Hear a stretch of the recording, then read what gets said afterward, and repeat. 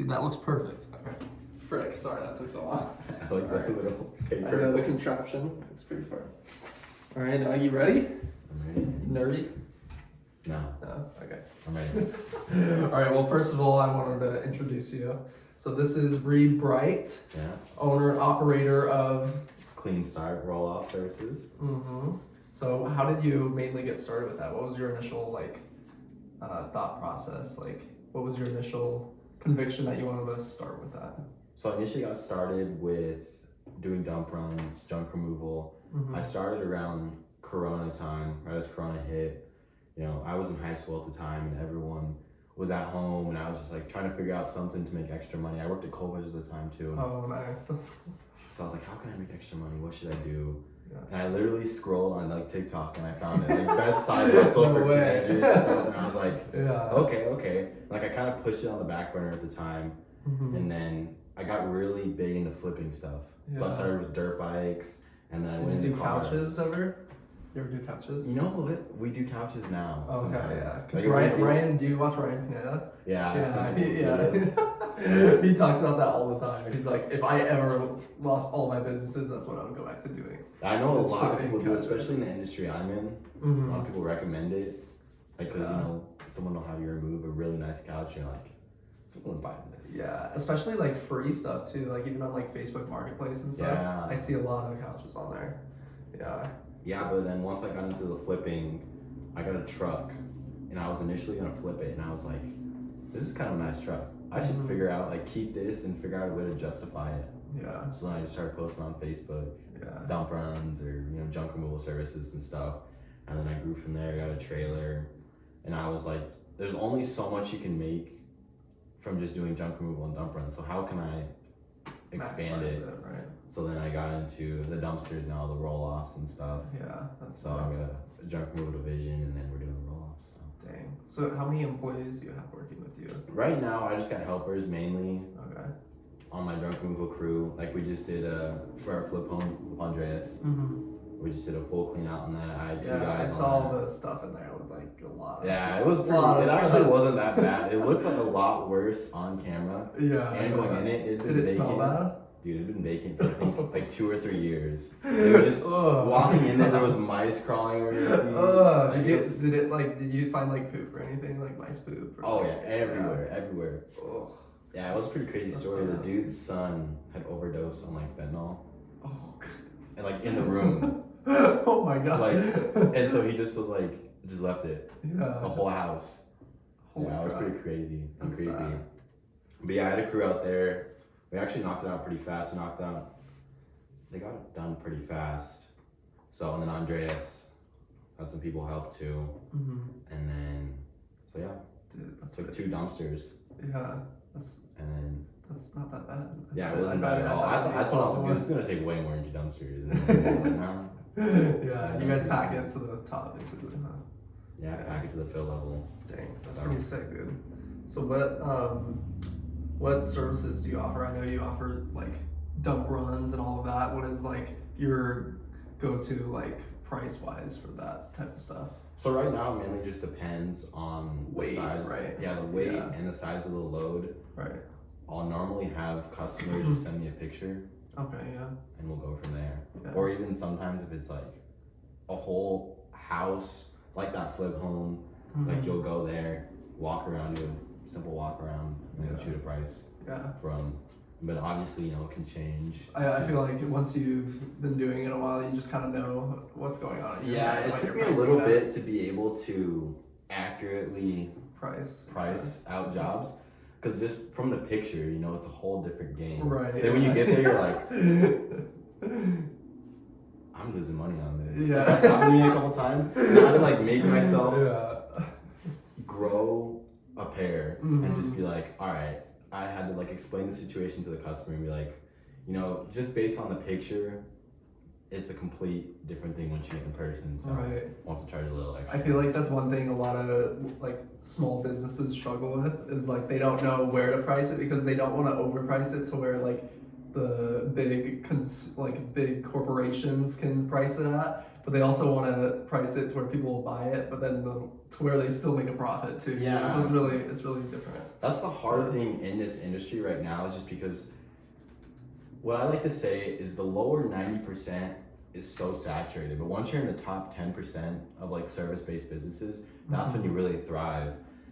Because it's hard competing with the dudes, the Joe, regular guys that are just landscapers, and they're like, oh, I'll pick that up for super cheap price. Right. Yeah. It's super hard competing with those guys, but once you can break that barrier and actually create a good relationship and a good reputation, it's easier. And some of those guys, the thing I say to customers is, do you really want someone that doesn't have the proper equipment, isn't professional, right? Yeah. Taking your junk, or doing roll-offs with your junk? Do you want to drive down the street and or see moving it throughout your house too? Yeah. Just banging up the walls. Denting it. Do you want to drive down the street and see it on the side of the road? Yeah. Come on, man. So yeah, that's definitely something. You have to be professional. Always keep your equipment clean. Yeah. Just the way it is. That's pretty good. That's pretty sick though. I love that. So how do you define your target market or ideal customer? Like, is it mainly move outs? Is it mainly move ins? What does that really entail? Or it's separate for both divisions. Since I have the junk removal division, that division's mainly focused on homeowners and residential stuff, and then the roll-off rentals, I'll do residential and homeowners, but the way to grow in that industry is through contractors, roofers, and commercial businesses. So that's what I'm trying to focus on in that business, or that side of the business, is really commercial or contractors or roofers. And then the junk removal side, I'll still focus on like regular residential homeowners and stuff like that. Yeah. Okay. Dang, that's beast, dude. Yeah. That's super sick. What do you think is like the most rewarding when you get like a job? Like what's like the most rewarding? The most rewarding thing for me. Or like, what's the most rewarding job you've had that you're like, oh my gosh, I didn't think we could do this and we did it? Do you have one like that in the back of your mind? I don't think. I think probably home cleanouts. Okay. Like that's mainly like with that flip property too. Like I saw the original junk in there and I was like, dang, this is a lot. Like this house is trashed. Right. And then once it was clean, I walked in there. I was like, dang. That's It's kind of like cool a that you house just again. see it all just packed in the dumpsters and like went from that to that. Yeah. That's pretty crazy. Yeah. So I think How long did that take you guys? Must have took you guys like a day? Andreas had some people out there too Okay. that took that. They knocked it out like a day and a half. Oh, that's The hard part was keeping the dumpsters there. Yeah. Because I had one there initially. You have to pay for it. It was right? filled, yeah. So, yeah, I had one there. They filled it. Dude. Dropped another one off. Next day, it was filled too, knocked out. So, That's sick though. That's super sick. definitely something too.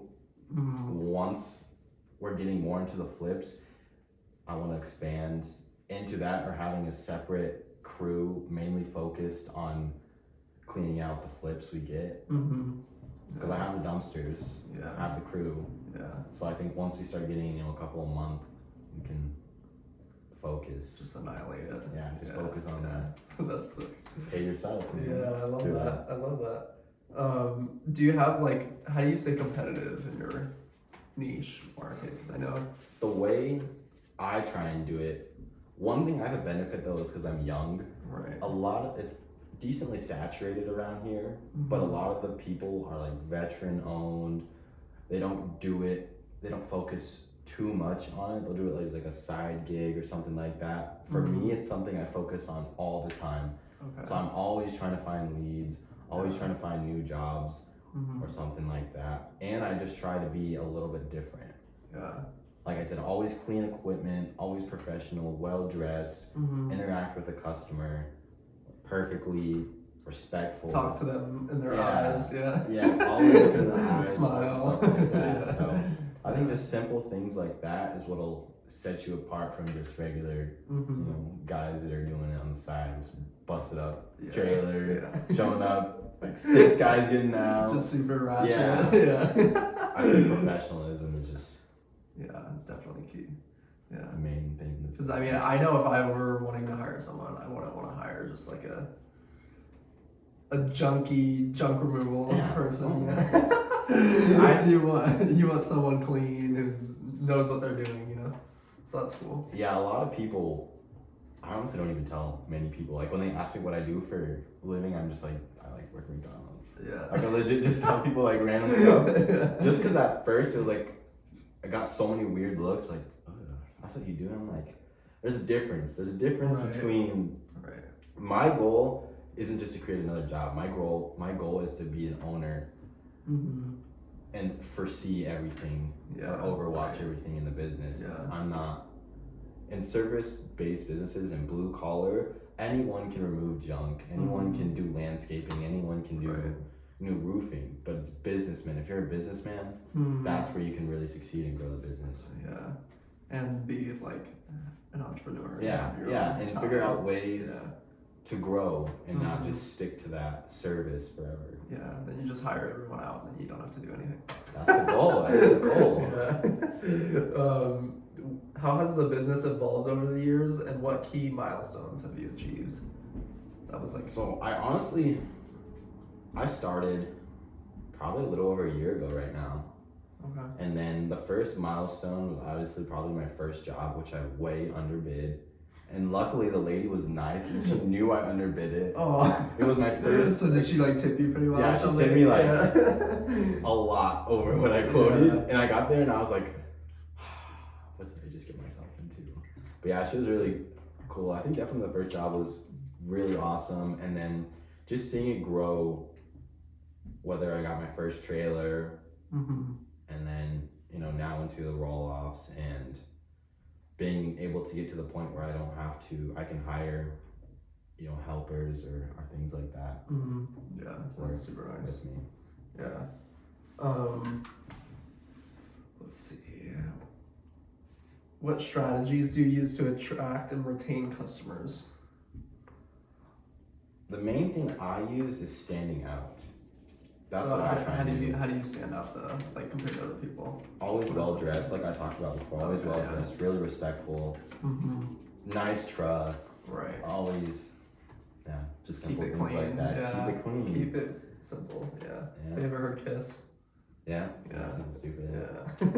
Yeah. What role does innovation play in your business? It definitely a good role, in any business. So yeah, I think it's definitely a good role in any business. How do you foster creativity among your employees? That's a hard one right now, just because I don't have as many as I would like to and full-time employees.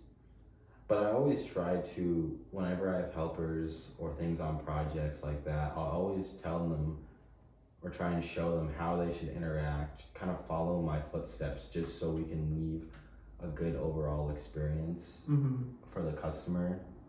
Yeah, because that's the the way to grow if we don't provide good customer service. Yeah.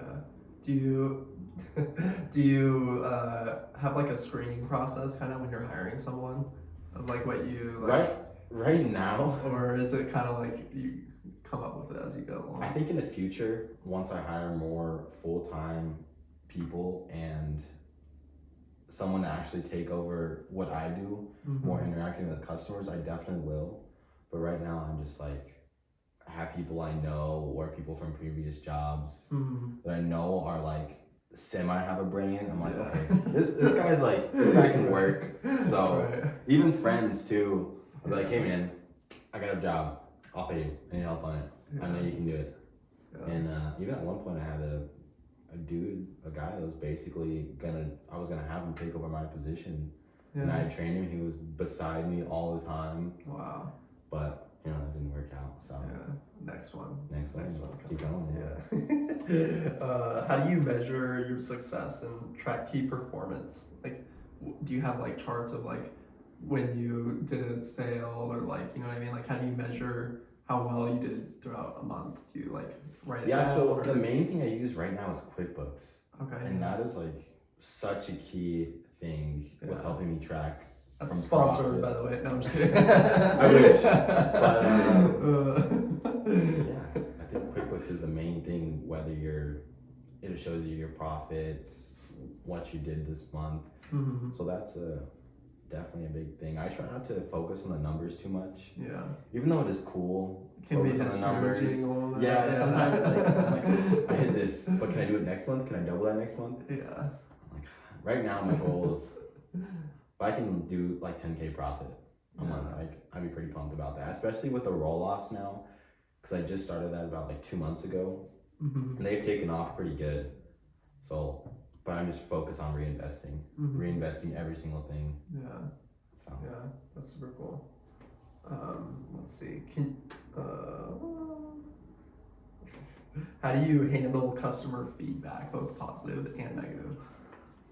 That's something I struggled with a little bit.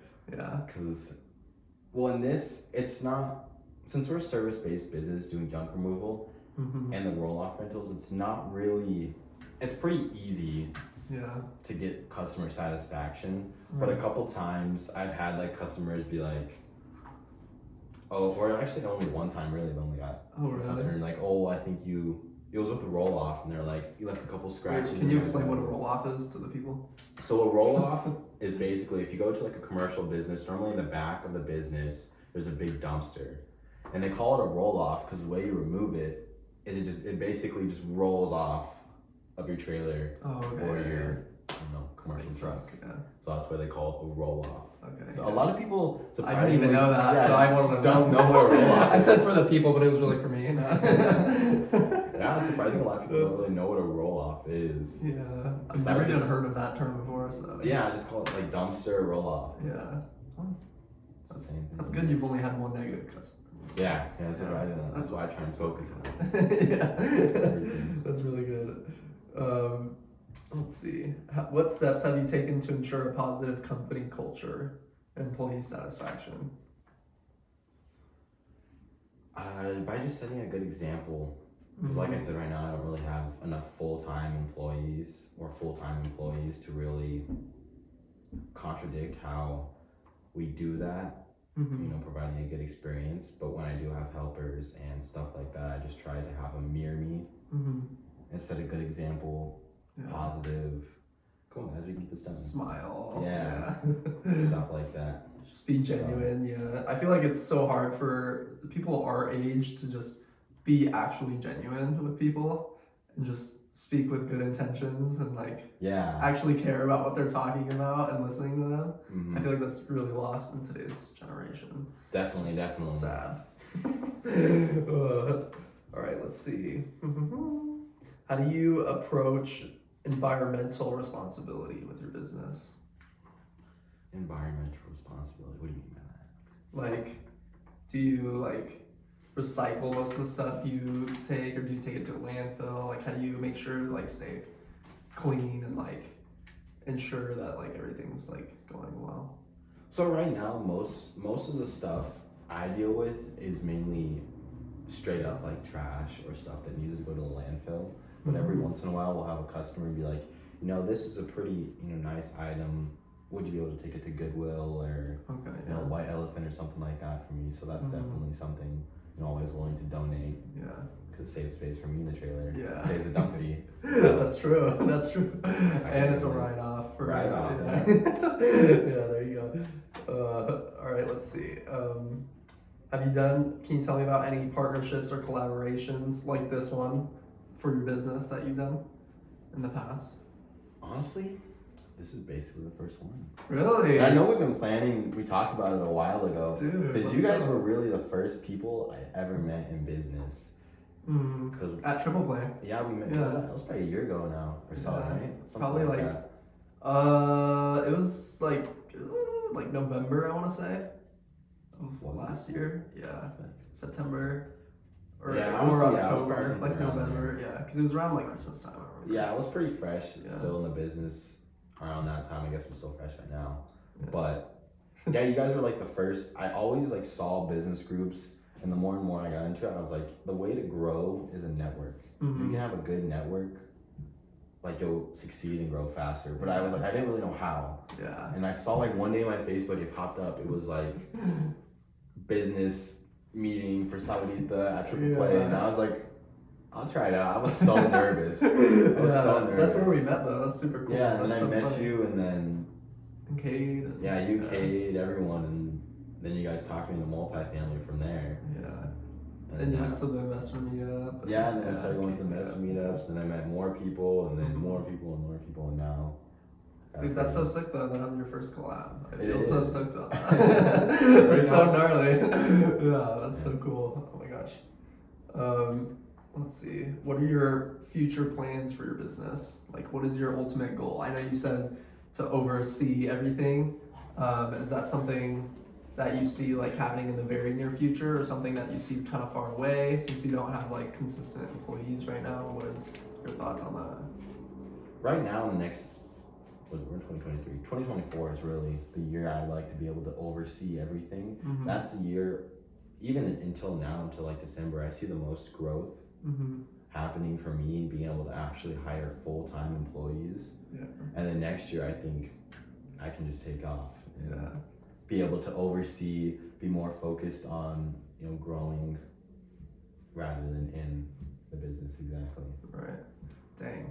So, That's freaking awesome, dude. I'm You stoked did. for you, and I'm You excited to see you accomplish that in 2024 because it'll happen. yeah, I'm ready. Regardless, if you just keep going, Yeah, I want to be able to get to that point and be able to save up enough capital from the business to just reinvest until maybe sell.